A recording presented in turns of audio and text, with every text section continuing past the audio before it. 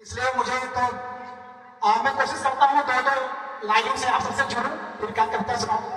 समय निर्धारित होगा कभी को कितना टाइम। मैक्सिमम 10 मिनट मिल सकता है। हम लोगों को इस बात का जरूर ध्यान रखना है। मुझे पता है सब लोग एक घंटा बोलने वाले हैं और सबसे ज्यादा मैं ही बोलता हूँ, तो मैं तो 9 मिनट में समाप्त करूंगा।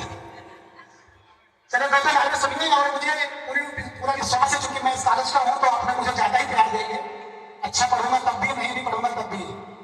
तो ध्यान दीजिएगा कि तुम सबके लिए है कि तुम, और मैं एक चीज क्लियर कर दूं कि मैं लिखता आपकी कविताएं हूँ, लेकिन कई बार पढ़ता हूँ लोगों की तो किसी से एक दो लाइनें मिल जाती है, तो मैं पूरा अधिकार नहीं कह रहा हूँ, सारी कविताएं मेरी ही है। इसलिए आप प्लीज माफ करिएगा अगर किसी से टैली कर जाता है तो। तुमको मिल सकता है हमसे बेहतर, हमको मिल सकता है तुमसे बेहतर, लेकिन अगर तुम और हम मिल जाएं तो कुछ और नहीं हो सकता इससे बेहतर। तो मुझे लगता है कि इस पंक्तियों से आप लोगों को समझ में आया होगा मैं कहना क्या चाहता हूं। और जो लोग मुझे जानते हैं, बच्चे या अध्यापक, उनके लिए मैं उनको सबको मैं अपनी भावना व्यक्त करना चाहता हूं कि और कुछ लोग को मुझसे शिकायत भी रहती है, तो निभा न सकोगे एक दिन भी मेरा किरदार, मशवरे जो देते फिरते हैं हजार, कथनी और करने में होता है बड़ा साहब अंतर, दिल को दुखाना पड़ता है कई बार।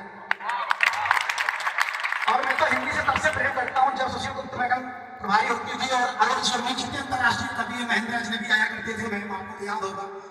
तो हम लोग को जब तक 15-20 साल से कविताएं सुनता हूँ, और कुशलता मैडम तो लाल किले से भी कविता पाठ की है, मुझे तो अभी 4-5 साल से शौक आया कविता करने का।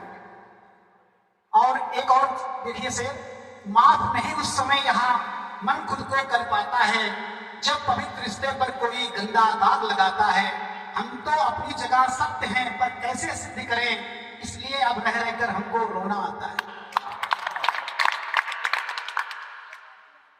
और देखिए एक पंक्तियां, ना हो भौरे तो कलियों का चमन वीरान हो जाए, जैसे सांस के चलते भी तन बेजान हो जाए, हमें मालूम है मंजिल बहुत दुश्वार है, लेकिन आप सबका साथ मिल जाए तो सफर आसान हो जाए। अभी सूरज नहीं डूबा, जरा सी शाम होने दो, मैं खुद लौट आऊंगा, मुझे नाकाम तो होने दो, मुझे बदनाम करने का बहाना ढूंढ देती हो, मैं खुद हो जाऊंगा बदनाम, पहले नाम तो होने दो। और जो मेरा अपना कैरेक्टर है उसको बताना चाहता हूं कि कभी मैं नाव कागज की न बारिश में चला पाया, ना कोई रहनुमा मैं अब तक बना पाया, लगी थी हो दुनिया में बहुत पैसा कमाने की, मुझे था शौक रिश्तों का तो मैं केवल रिश्ते बना पाया। और प्रिंसिपल सर नहीं है, मैं उनके लिए स्पेशल लिखा था, लेकिन चलिए मैं वो पुष्पलता भट्ट मैम आप पूरा मैडम यूट्यूब पे जा रहा है, सारा प्रोग्राम लाइव टेलीकास्ट हो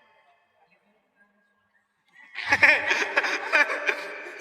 तो देखिए सारे प्रोफेसर के लिए है, आप वो हैं जो हवा में खुशबुओं में चंदन भर दें, आपको जो भी देखे वो नतमस्तक बंधन कर दे, आपने तो हीरो को तराशा है जौहरी की तरफ, आप तो वो पारस हैं जो लोहे को छू दे तो कुंदन कर दे। अब उन बच्चों के लिए जो प्यार में पागल है, थोड़ा हंसाने का कोशिश करता हूँ। वो दो लाइन का होगा कि सामने आ जाओ तो पहचानती नहीं है, प्यार तो बहुत करती है मगर मानती नहीं। मुझे लगता है हंसना बहुत जरूरी है।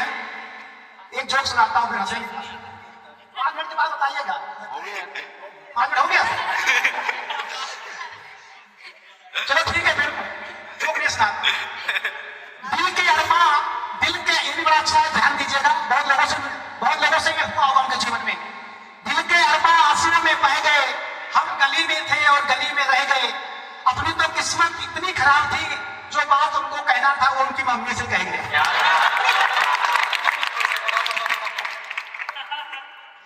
और कुछ लोगों के साथ एक घटना और होगी कि आओ सुनाओ प्यार की एक कहानी, रिचार्ज करके ब्लॉक कर गई वो महारानी।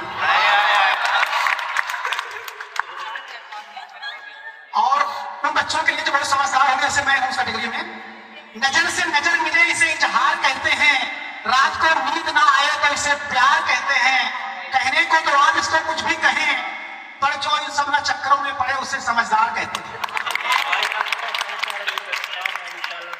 और मुझे लगता है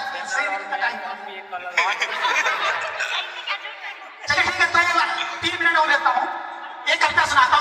मैंने सुना है कार्यक्रम हिंदी अकेडमी वाले मानेंगे नहीं कि कविता की है एक दिन, जो कि मुझे लगता है ये कविता भी हम सबसे रिलेटेड, क्योंकि हम लोग आजकल बुफे सिस्टम में जाते हैं, तो बुफे सिस्टम में जो घटनाएं घटित होती हैं, जो इंसिडेंट होता है, उसको मैं व्यक्त करता हूँ। जो भी गांव के होंगे, शहर के होंगे, सब पे लागू होता है कि एक दिन हमें जाना पड़ा दूर के रिश्ते की एक बारात में, बीवी बच्चे भी थे साथ में।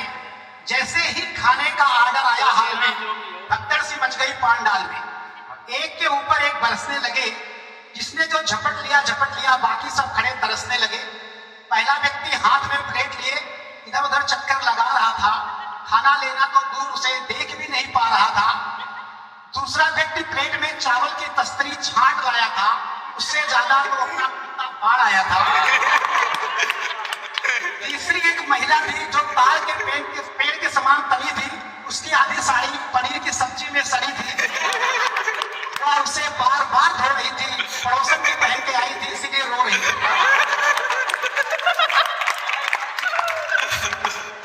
चौथा व्यक्ति बड़ा गरीब लाचार था, इसलिए कपड़े उतार कर पहले से तैयार था।